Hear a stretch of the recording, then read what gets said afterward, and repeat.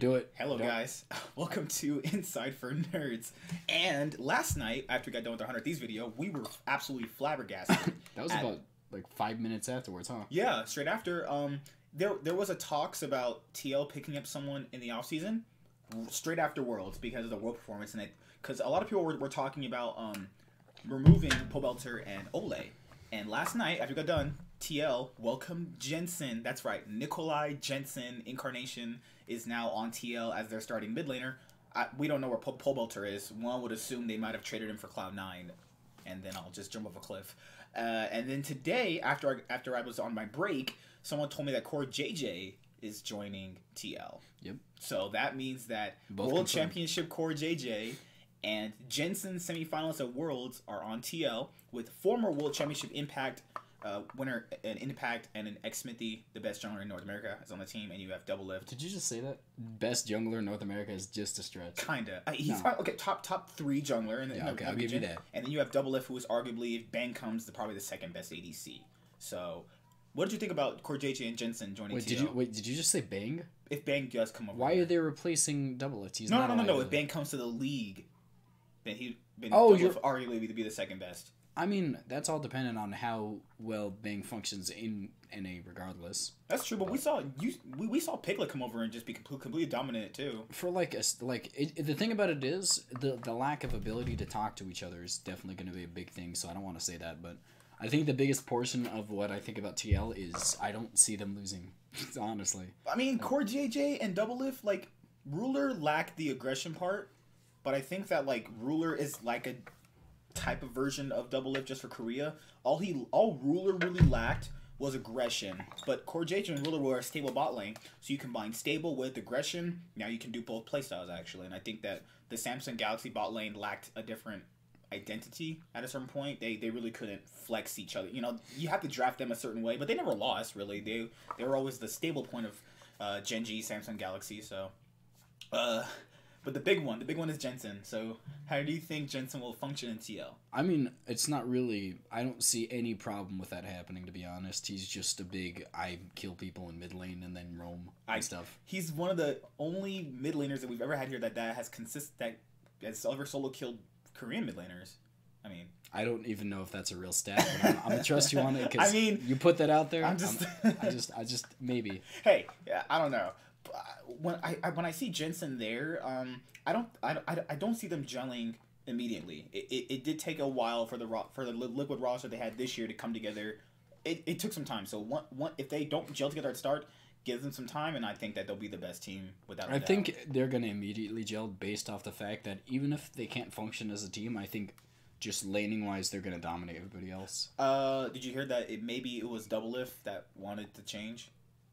It doesn't surprise me in the slightest. The dude is. But that's the problem, though. Dude's a competitor. You saw it in the way, like right after that, the interview after they got eliminated. He was just he almost made me cry, man. He was.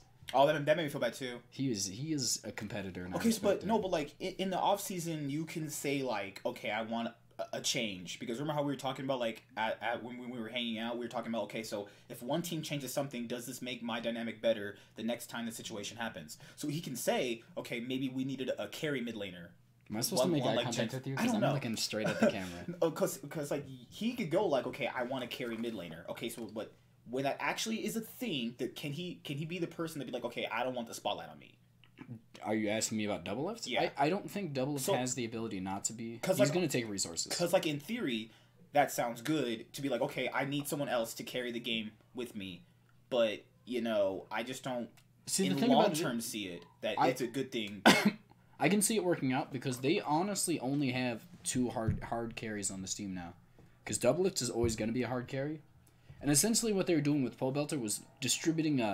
He was kind of like your... They were distributing CS to somebody who was not gonna take on the hard carry. And it was very proven that after like this year, he wasn't gonna stand up to international mid laners. It's very proven that he's probably not. Maybe he does it on a different team, a new environment. You know, a team that's relaxed. 'Cause if he goes to Cloud9, I'm just gonna jump off a cliff, man. If who goes to Cloud9? If Pobelter goes to Cloud9, I'm done. I won't be done. I'll stick with it. I've been through a lot. Keith being ADC over sneaky. But CoreJJ, I think that's a bigger problem because we know Jensen will be very well. Jensen and Bjergsen have been what, top 2 mid laners since Jensen's came. Let me think. Spring 2016, Jensen and Bjergsen been pretty much top 2. I mean, Phoenix at one point was really good, there, but like, yeah, it's been pretty much them. It's been pretty much them, and then you have the third, which has been like, I thought Febiven played really well. You know what, Febiven probably had some like them beat out a few times when he was in the league. Yeah, I thought Febiven played really well, but that'll be another news video right after this actually about him. And then CoreJJ. How do you think he'll function, actually? Because Doublelift, as a personality, can be kind of, what's that word I'm looking for? Aggressive? Polarizing aggressive, yeah. Polarizing would be the word for that. So, like, CoreJJ said he liked a player like Doublelift, but can he handle someone like him? I mean, people say they like things before that he hasn't experienced, like, an actual in-term, like long-term relationship with them, so we don't know. We're going to have to base it off the fact that he says he can, so we're going to have to trust him. Because he said they're meeting today, I think. Or yeah, they have. I don't think they're meeting today or tomorrow. They haven't talked yet. I mean, there's no way he could possibly know whether or not they would gel together because they haven't played. So what about so that means if CoreJJ's a starter, then Ole is off and Pole Belter's off with Jensen coming in. Ole's looking for a team right now. Okay. Where do you think he would function better? Ole? Like just as like in any of the. I'm trying to think of a team that needs a support. Cloud9 doesn't really need one. They could. Like, I think Zazel's pretty decent. I think Zazel will come in and be, like, a very good support after his, he gets a full year. He didn't even really have a full year. He came in, like, Reaper just kind of threw him into the deep end. He was like, okay, you need to play good. I want to see... I mean, I still want to see more from Zazel, but I think he's done really well for his first year. I think he's overall fine. I think he's fine. TSM could use him. I'm going to be honest. Nithy's been lacking pretty much every department this year. He's been pretty underwhelming for the most part. But I could see... Like, the thing about it is, I don't know how... Sven functions without him. Yeah, you're so right. I don't know if that's a good call. I think Ole could function on Echo Fox possibly, actually.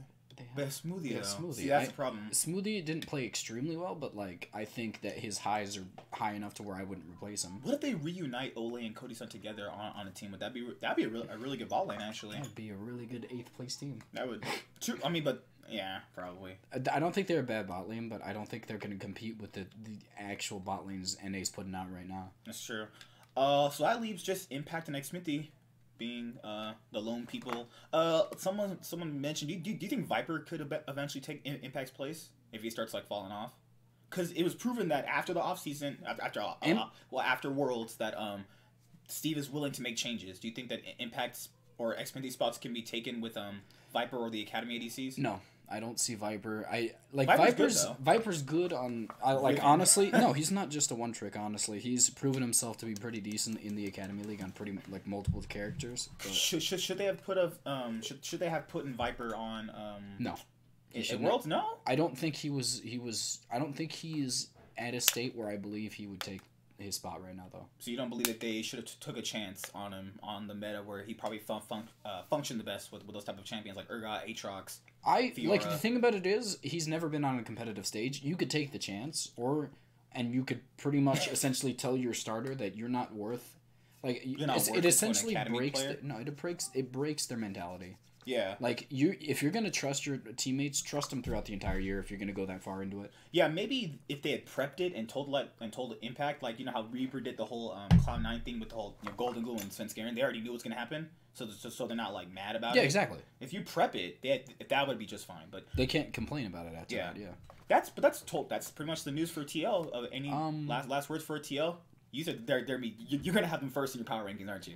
Well, of course. I mean, based up purely, we don't know all the teams yet. There's obviously going to be some more roster. I'm just going to put them as first. I'm not going to put them as first if like I put them as first in like Echo Fox somehow gets Faker and then I'll be like sign Faker. I know. Yeah. But another video. We're gonna have that in another video. But my last thoughts about it. I'm gonna have them first like I did last split and then probably be right. So I'm fine with it.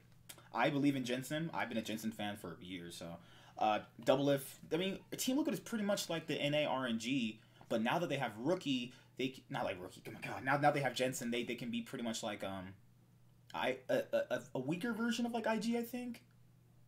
No. Or like Rogue Warriors. They can be like a good version of Rogue Warriors. Actually. You can't even compare that. Like the thing about it is Impact is not in Shy level. He's not even like in comparison to the Shy. I'm just maybe the IG was a stretch, but they'll be a very dominant team. I see. I think they'll be a weaker version of RNG. Actually, I could see that happening. Yeah. They have a pretty decent EDG. That's the team I was thinking of.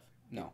But EDG is just extremely volatile and not consistent. I would not compare them.